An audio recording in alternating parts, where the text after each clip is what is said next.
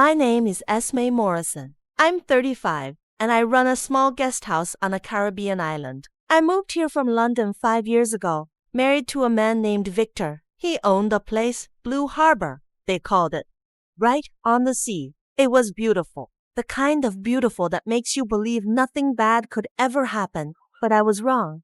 That night, I was doing my usual rounds after closing. The place is small, just 8 rooms, a few coconut trees in the yard, and a wooden bench. I was about to lock up when I spotted someone crouching under the coconut tree. It was the new guest. The name on the registry said Elizabeth Smith. She'd been here 3 days, never spoke a word, locked herself in her room all day, only came out at night. And on her first day, I noticed old scars on her arms. I hid behind a pillar and watched her dig into the dirt with her bare hands. The moon lit up, her face intense, nervous. She buried something, stamped the ground flat, stood up, glanced around, and hurried back to her room. But I saw right before she left. She looked toward the main house, the one Victor and I lived in. Just a quick glance, but there was hatred in it, aimed at someone in that house. After she was gone, I walked over and dug up what she'd buried. Inside were letters, not one, but dozens, all addressed to the same name, Victor Morrison, my husband. I froze. By moonlight, I opened the first letter. It began, "Victor, you don't know I'm still alive, but I want you to know I'm not crazy. You put me in that hell. I will get out, and I will find you." My heart was pounding. The second letter, the third, the fourth. Every single one was filled with her pain, her rage, her longing. She never mailed them. She brought them here herself and buried them in our yard. That night, I didn't sleep. Victor lay beside me, breathing evenly. I stared at his face, that familiar face I kissed every day, and suddenly, it felt like a stranger's. I thought about how he never let me touch his phone, how he always turned away when he answered calls, how his study drawer stayed locked, and the keys never left his belt. One voice in my head said, "You know too much now. You can't pretend you don't."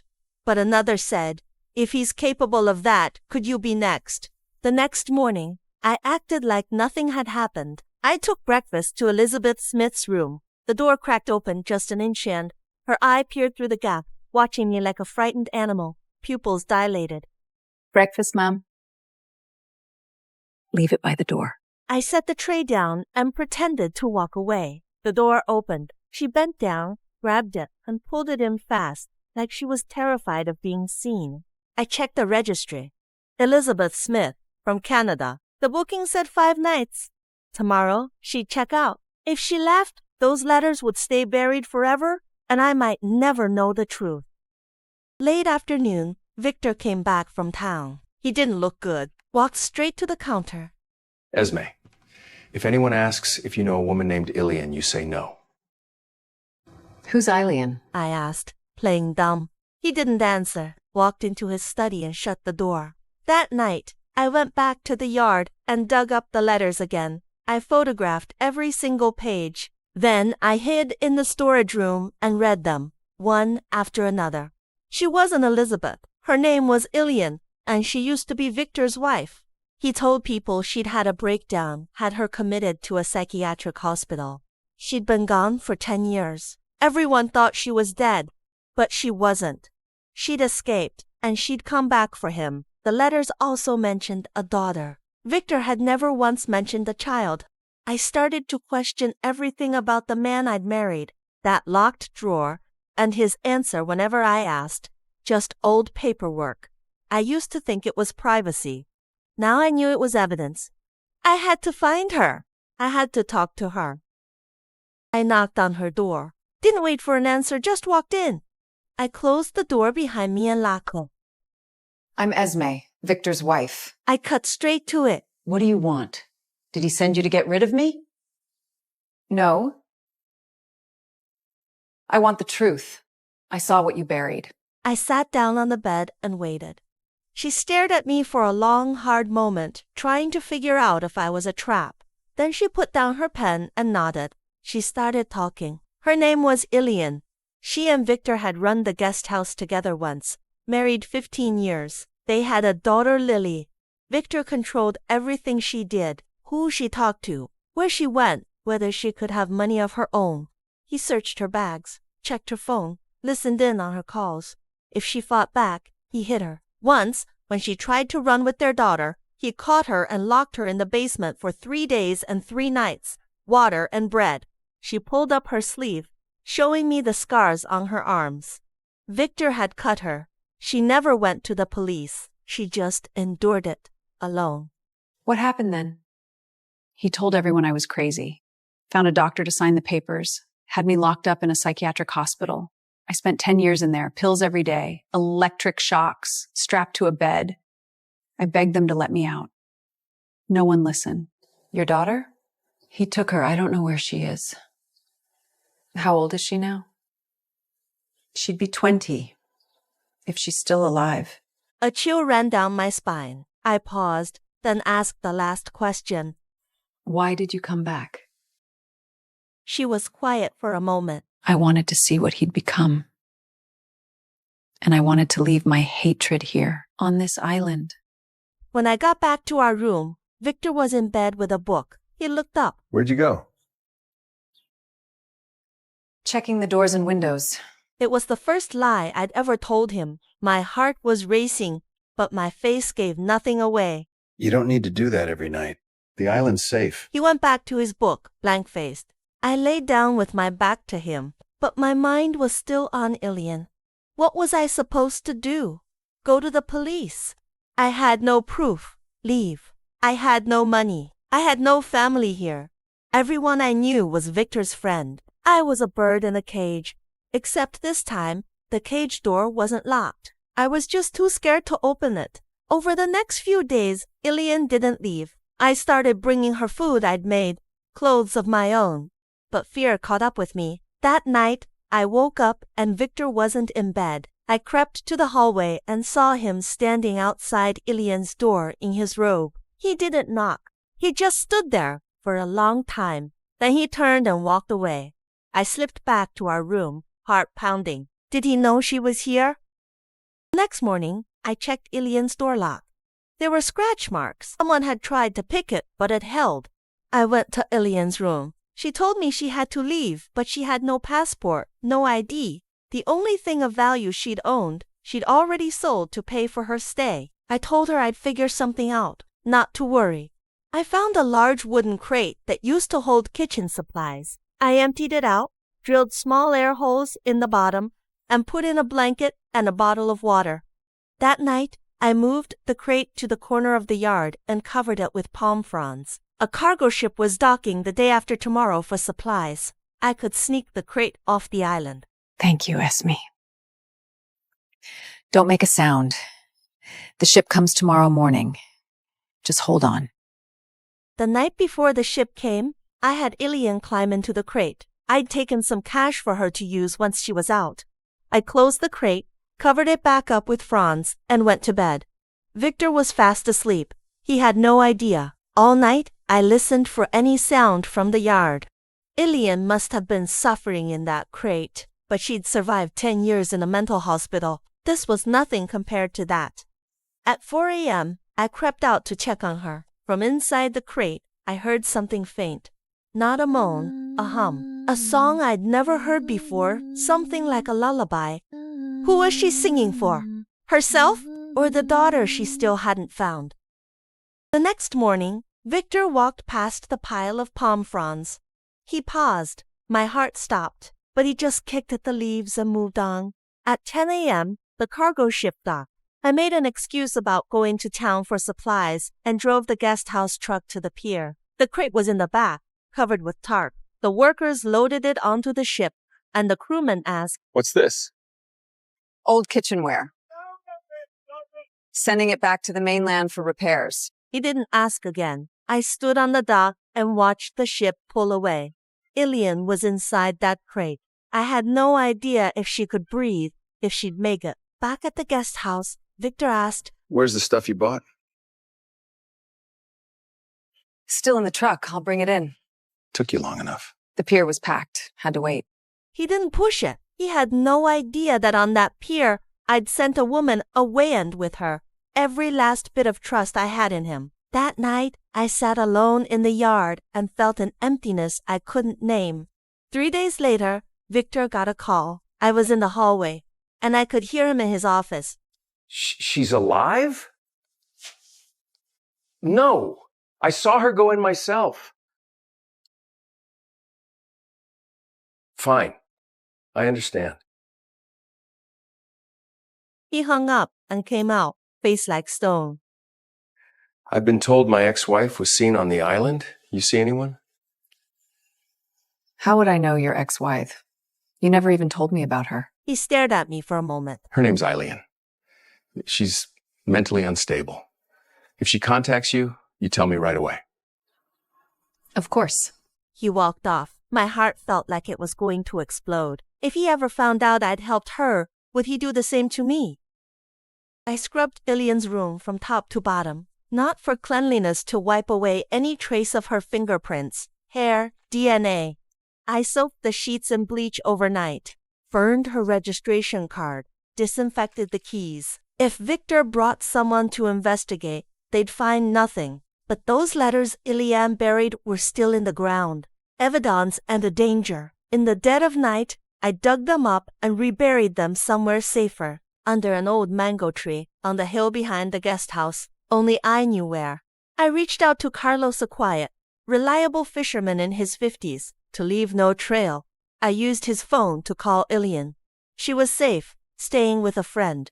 She'd tracked down her daughter through that friend. The girl had been placed with a woman named Maria. I know Maria. She's a social worker here. I'll go see her.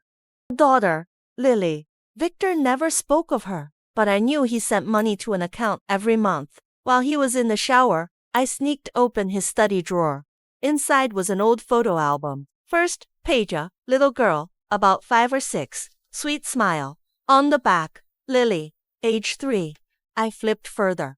Wedding photos of Victor and Ilian. Young Victor had his arm around her. They were both laughing. The next day, I used a grocery run as an excuse and went to Maria's house instead. A blue wooden cottage, sheets drying in the yard. I knocked. Who are you? I'm Esme, Victor's wife. What do you want? I need to know about Lily. Ilian is alive. Maria was quiet for a long time. Then she let me inside. The house was simple. On the wall hung a photo of Lily as a child. Maria said, That's impossible. It's true. She just escaped from a psychiatric hospital. She wants to find Lily. Victor is a monster. He didn't just destroy Eileen, he destroyed Lily's childhood too. Maria told me what happened. When Victor had Ilian committed, Lily was only 10. Victor remarried to me, but Lily wouldn't accept a new mother. So she was sent to Maria's. Victor sent money every month, but he never visited. Where's Lily now? In England, studying. She has no idea about any of this. Does she know about her mother? She knows she had one, but Victor told her she was dead. She needs to know the truth. You can't tell her. Victor would kill you. I don't care. I took Lily's address and phone number. Back at the guest house, I wanted to call her, but it felt too sudden. So I wrote a letter instead. I included my email and a temporary phone number I'd just set up. I mailed it. I had no idea how Lily would react, but I knew I'd done the right thing. A week later, I got Lily's reply. Just one sentence. Where are you? I need to see her. Lily called Maria. Maria confirmed everything. Then Lily called Victor. He denied it all, he said. Lily didn't believe him. She took time off and flew back to the island. She was standing at the guest house entrance when I looked up from wiping a glass. 20 years old, tall, and those eyes just like her mother's. You're Esme? Yes. I'm Lily. Your father's not here. I came for you. I told her everything about her mother, from the buried letters, to the escape from the hospital, to the crate, the ship, the getaway. Lily listened. She didn't cry, but her nails kept digging into her palms. When I finished, she stood up, walked to the coconut tree, and crouched down. She started digging with her hands. I told her the letters weren't there anymore. but she kept digging. She made a hole, then she stopped. She didn't cry. She stood, brushed the dirt from her hands, and said, Where is she? I'll take you to her. But you need to keep it together. Your father is still on this island. He can't find out. And you can't let him see anything in your eyes. Victor came back. When he saw Lily, his face went pale. What are you doing here? I wanted to see you. I'm fine. You should go back. I want to stay a few days. He couldn't say no. She was his daughter. Lily stayed. She took the room Ilian had stayed in. She had no idea it was her mother's. I heard sounds from her room. She was sitting on the bed, holding her phone, looking at a photo Maria had sent Ilian from years ago. Younger, she was staring at that face. I tapped the doorframe. Esme. She used to look like this. She still does, just thinner. Does she still smile? She does. I've seen her smile on the beach when she'll smile for you. When you meet her... Victor started getting suspicious. He noticed I wasn't as submissive as before. He noticed Lily and I had grown close. One night, I was cleaning up in the kitchen when he appeared out of nowhere and grabbed my wrist. His grip was like iron. What are you and Lily up to? Talking. She's your daughter. I'm looking after her. Don't lie to me. His fingers dug into my skin. I didn't struggle. I just looked him in the eye. Let go or I'm calling the police. He froze. He hadn't expected me to fight back. He let go and just glared. That's when Lily walked into the kitchen and saw everything. Dad, don't touch her. Victor shot her a look, then turned and walked out. Lily helped me sit down. She grabbed ice from the fridge, wrapped it in a cloth, and pressed it against my wrist. Her hands were shaking too. Does he do this a lot?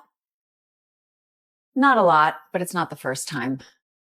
Lily's eyes welled up. I won't let him hurt you again. Protect yourself first. You still have to meet your mother. I called Ilian and told her Lily had come. We set up a meeting at a beach far from the guest house, somewhere Victor would never go. That afternoon, I drove Lily to the beach. She was quiet the whole way, fidgeting with the hem of her shirt. When we got there, Ilian was already waiting, standing on a rock with the sea wind blowing through her hair. She wore a simple white dress. Lily got out and stood on the sand. She didn't walk forward. She just looked at Ilian, and Ilian looked back. The waves rolled between them, again and again. Lily spoke first. Mom. Ilian's tears fell. Lily. They ran to each other and embraced in the middle of the beach. I stood in the distance, watching. The waves crashed against the rocks, a sound like weeping. You've grown so big. Why didn't you come find me? I couldn't get out. Your father locked him away. They held each other for a long time. Watching from afar, I thought of my own mother. If she knew I'd married a man like this, what would she say? I think she'd say, Esme, you don't have to carry this alone. We sat on the beach and talked for hours. How did you escape? A nurse helped me. She was my only friend in that place. She stole the keys and let me out. Wasn't she scared of losing her job? She was fired. But she said it was worth it. Lily held Ilian's hand. Mom, I won't let him hurt you ever again. The sunset turned the sea to gold. Ilian reached into her pocket and pulled something out of worn old photos. Lily as a child, the same one I'd seen in Victor's drawer. I kept it with me all along. In the hospital, they didn't allow personal items. I hid it in the sole of my shoe for 10 years. Lily pressed the photo to her chest and wept. I glanced at my phone. We should go. Your father will be back soon. Lily stood and hugged her mother. I'll come again, Ilian nodded. I'll be waiting. What we didn't know, Victor was standing in the tree line not far away. He'd watched everything.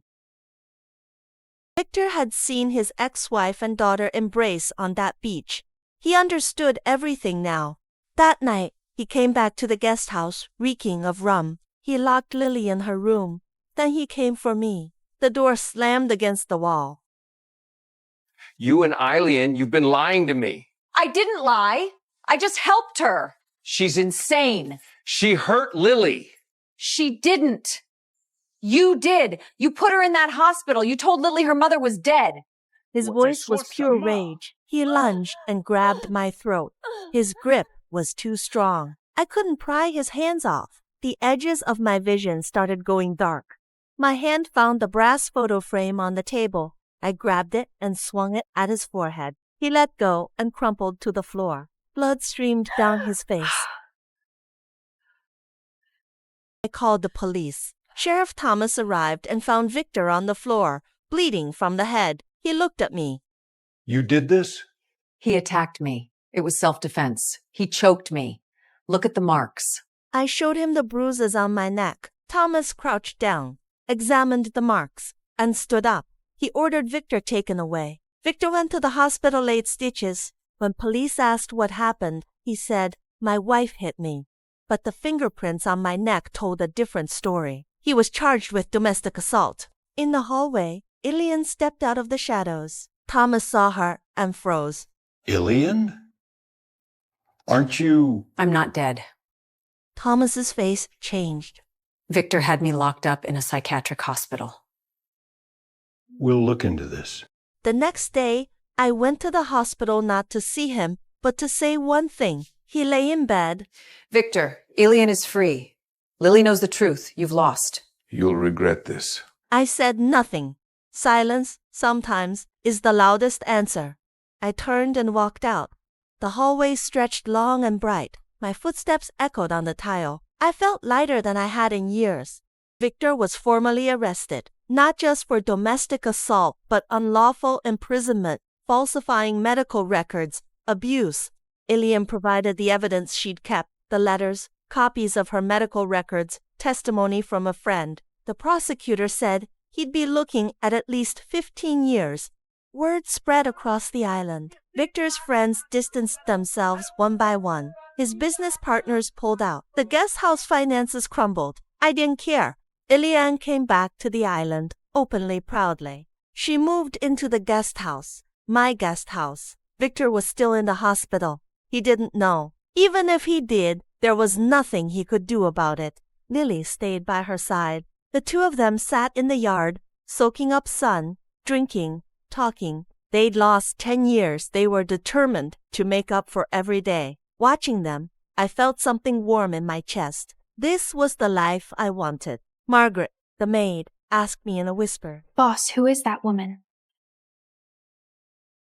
Victor's ex-wife. Wasn't she dead? No. He locked her away. Margaret was quiet for a moment. Shouldn't you be scared of her? Why? Margaret, she's your rival. She's not. She's a victim. Margaret nodded. You're a good person. Victor was released from the hospital. He didn't come back to the guest house. He stayed with a friend on the island and started building a case against me. Assault. But he had no evidence. The photo frame only had his fingerprints on it. Mine had been wiped clean. Not intentional. I'd wiped it with my shirt on instinct before the police arrived. Sheriff Thomas didn't want to touch it. He suggested Victor settle it privately. Victor refused. He wanted revenge. What he didn't know was that the whole island now knew who he really was. Ilian and Lily had told their friends, and those friends had told others. Word spread like wildfire. Eventually, he dropped the case. I filed for divorce. He finally agreed. He took half the assets, packed his things, and left the island. Said he was going to America fresh start. The day he left, I stood at the guest house gate and watched his car disappear down the road. Ilian came up beside me and took my hand. You're free. We're free. We changed the name. No longer Blue Harbor, now it was Ilian's home. I suggested it. Ilian agreed. On opening day, so many people came. Friends from the island, neighbors, Maria, Lily. We drank a barrel of rum, ate roast pork, and Ilian laughed. That was the first time she'd laughed on this island. Lily stood at the doorway, looking up at the new sign. Mum, you finally have your own home. Not mine. Ours. That night, After the guests had left, Ilian and I sat in the yard, finishing off what was left of the rum. The moonlight was beautiful stars reflected on the sea. Esme, what's next for you? Keep running the guest house. What else can I do? You could go back to England. I'm not going back. This is my home now. She looked at me, her eyes glowing. Any regrets? I regret marrying him. But I don't regret meeting you. We clinked glasses. The rum was sweet. The sea breeze was gentle. Business was steady but slow. Fewer tourists. Victor's scandal had stained the island's reputation. We started something new. Free lunches for underprivileged kids on the island. It wasn't much, but it was something. Lily said, "Ma'am, you'll run us into the ground." Ilian said, "So we run into the ground? We had nothing before and we survived." The kids loved Ilian. She told them stories, the ones she'd made up in that hospital, about a girl who escaped from a dark forest. She never told them that the girl was her. A little boy asked her, "Auntie Eileon, why do you have scars on your arms?" She said, Because I fought a monster. Did you win? I won. Won. The boy looked up at her with admiration. Listening from the side, my eyes started to burn. A young woman came to stay. Her name was Anna, American. Her husband worked on the island. He drank, and when he drank, he hit her. She didn't dare go to the police, afraid he'd come after her worse. When she arrived, her lip was split, her eye bruised black. Ilian gave her a room and told her to stay. Anna didn't leave for 2 weeks. Her husband came to the guest house, stood at the gate, and shouted. I walked out and told him, "She's not here." He glared at me. I'm coming in to search. You have no right. This is private property. If you don't leave, I'm calling the police. He cursed and left. Anna divorced him later. She moved to the east side of the island with her child, found a job as a waitress. She wrote to me, "Thank you for giving me a second life." After that, more women started coming, not tourist fugitives. They came from different places, carrying different stories. But they all had one thing in common in their eyes. I saw the same fear and the same hope I'd once seen in Ilian's. Word spread. Islanders found out we were helping domestic abuse victims. Some supported it. Others didn't. It's a family matter, they said. Others said, women helping women, that's what it should be. I didn't care about the opposition. That noise came from men, and our door was open only to women who needed it. One day, a man stood at the gate, shouting into the yard. Hand over my wife! I walked out and stood in front of him. Who? My wife. She ran off. There's no wife of yours here. I saw her. I know she's You're mistaken. You help her, you'll regret it. I never regret anything. He left. Ilian had watched from the doorway. She said, Aren't you scared? No. This is my turf. but that night, I couldn't sleep. Not because I was afraid, but because I thought of Victor. He was that kind of man, too the kind, who thought women were property. I lay in bed, listening to the waves, and told myself, I will never let another woman be treated like property again. We bought a small boat to transport women who needed help. It was small, but sturdy. I named it Hope, Ilian said. Corny. I said. But real. The boat went out twice a week to the mainland to pick up women who couldn't fly. They came from America, Canada, Europe, some with children. Some with only a single bag. When they stepped off the boat, they'd always look back at the sea like they were saying goodbye to something. Lily captained the boat. She was good at it, steady, confident. Once, she picked up a pregnant woman who was already in labor. Lily pushed the engine to its limit, raced to the dock, and called an ambulance. The baby was born on the way to the hospital. A girl, the woman said. I want to name her Lily. The documentary crew came to film us. They wanted to document our story as a case study in women's solidarity. The director was a woman in her 40s. She listened carefully as Ilian told her story, and she cried. Don't you hate Victor? No. Why? Because hating him would make me weaker. The documentary aired, donations poured in, we expanded the guest house for more rooms, all for those seeking refuge, not tourists. Lily handled intake for new arrivals. She was patient, always smiling. She took after her mother but not entirely. She'd never been hurt like that, so her smile had no shadow. But I knew she carried her own wounds from 10 years of lies. Victor wrote, from America, a letter, not to me, to Lily. Lily, I was wrong. I miss you. Can you come see me? Lily showed the letter to Ilian. Ilian said, It's your call. Lily didn't reply. A second letter came, a third, a fourth. She didn't answer any of them. The fifth she opened it, glanced at it, and threw it in the bin. The paper fluttered out and landed at my feet. I picked it up. It read, Dad has cancer. I'm dying. You don't want to see him? No, he destroyed us for 10 years. He deserves it. But that night, I saw Lily sitting alone by the sea. She cried for a long time. Victor wrote again, this time to Ilian. Ilian, I know you'll never forgive me, but I'm asking you let Lily come see me. I'm dying. Ilian gave the letter to Lily. Lily was silent for a long time. She went to America and saw Victor in the hospital. He was gaunt, emaciated. His hair had fallen out. Dad, Lily, I'm sorry. you've said that so many times. This time I mean it. You meant it every time. But you never changed. He wept. Lily stood up. Will you come again? Maybe. She never went back. Victor died. Lily didn't attend the funeral. When she came home, her eyes were red, but she didn't cry. She told Ilian. I saw him. He's gone. Are you sad? I'm sad because he never truly acted like a father. Not for one day. Ilian held her. Dr. Fisher, the man who'd signed Ilian's commitment papers, was dying. He lived on the island now, in a seaside nursing home. Ilian went to see him, not to forgive, to confirm something. Fisher lay in bed, thin as paper. When he saw Ilian, his eyes filled with fear. Why did you help Victor? He paid me. How much? A lot. Was it worth it? You took 10 years from me. But you don't get the rest.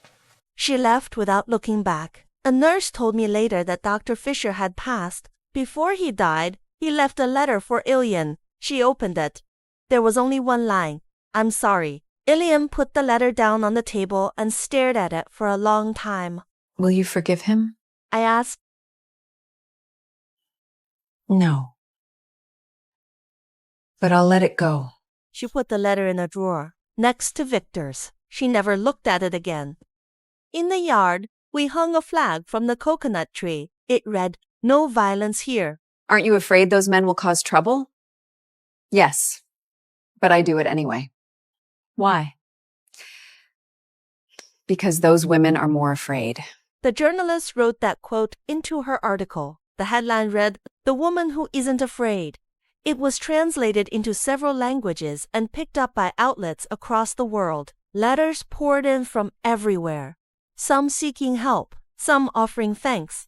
A woman from Kenya wrote, I run a similar shelter in Nairobi. Your story gave me courage. I showed the letter to Ilian. Ilian said, We're not alone. Lily got married. Her groom was a local fisherman named Juana. Good man. He didn't raise his hands. The wedding was held in the guest house yard, facing the sea. Lily gave a speech. I want to thank my mother. She waited 10 years to find her freedom. And I want to thank Esme. She gave my mother a second life, who every woman came who left this place. And I want to thank all taught me that women are not weak. The crowd cheered. I cried. Wang came up to me and said, Esme, thank you for looking after Lily. I said. She doesn't need looking after. She's stronger than her mother ever was. Juan laughed. We received an invitation from Europe. An international women's organization asked us to speak at their annual conference. Ilian said she wouldn't go. I only know how to cook, not how to speak. Lily said she'd go. She stood on stage in front of hundreds of people and told her mother's story. She told the guest house's story. People applauded. People cried. She came back with a suitcase full of books, all about women's solidarity. She said, Mom, we need to use this knowledge. We built a small library next to the guest house, a collection of books about women. Novels, memoirs, self-help guides, legal handbooks. Women in need could read them there or borrow them, Lily said. Knowledge is a weapon too. Ilian said. You're starting to sound like your father. Lily said. No. I'm like you. I just don't say everything out loud. Ilian fell ill. Nothing too serious, but she needed bed rest. She lay in the yard, watching the sea. Lily sat beside her, reading aloud. I made soup and brought it to her. The wind blew through the coconut leaves. The same rustling sound as 5 years ago. She held my hand. If I die, you keep going. You're not going to die. Everyone dies. But this guest house can't. It won't die. Ilian's health gradually improved. She started walking around the yard again, cooking for the women who came. Her soup was legendary. Everyone said so. She said, In that hospital, I used to imagine myself on the sea, in a kitchen, making soup. It's what kept me alive. More and more women came. We ran out of room. Lily suggested expanding again, Ilian said. Don't get greedy. Help who you can. The ones we send somewhere else. We reached out to shelters on other islands and built a network. If we didn't have space, we'd refer them elsewhere. We weren't superheroes, but we did our best. A woman from the Dominican Republic got referred to another shelter. She wrote to me later, You didn't take me in, but you didn't give up on me either. You helped me find another home. Thank you. That letter went on the wall, next to all the others. One day, an old woman walked into the guest house. She said she was Victor's mother. I don't defend him. I'm here. I don't know why I'm here. They held each other. I watched, not knowing what to say. Later, the old woman left, but before she did, she left an envelope money, her pension. Ilian tried to give it back. We can't take this. You must. It's what I owe you. She left the money on the counter and walked away. Her back was bent. She moved slowly. Watching her go, I thought of Victor.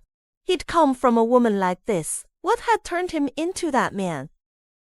Ilian received a letter Victor had written before he died. Lily had brought it back from America. Victor gave it to his lawyer before passing. The lawyer gave it to Lily, and Lily gave it to Ilian. Ilian left it on the table. For 3 days, she didn't open it. On the 4th day, she opened it. The paper was thin, the handwriting crooked. The letter read, Ilian, I know I don't deserve your forgiveness, but I want you to know in my final days, I think every day about what I could have done differently. If I could go back, I would choose not to hurt you, but I can't go back. I just want Lily to be happy. Thank you for raising her even though you never got the chance to. She turned out good because of you. She remembers that song. She says you sang it every night. I remember it too. Your mother taught it to you. I'm writing the lyrics here.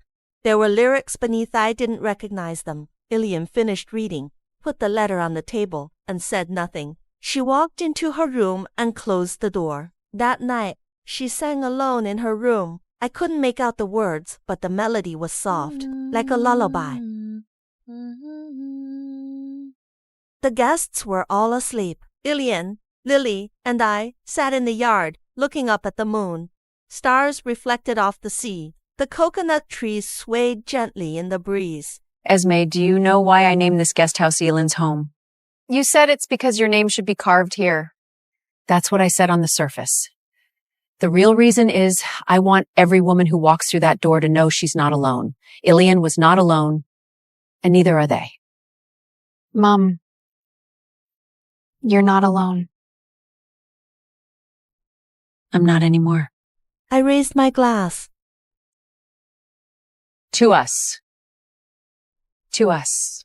The wind blew, and the coconut leaves rustled, a sound like a blessing. The guest house would never close, because there would always be someone who needed it. Some would come, some would go, but the door would always be open.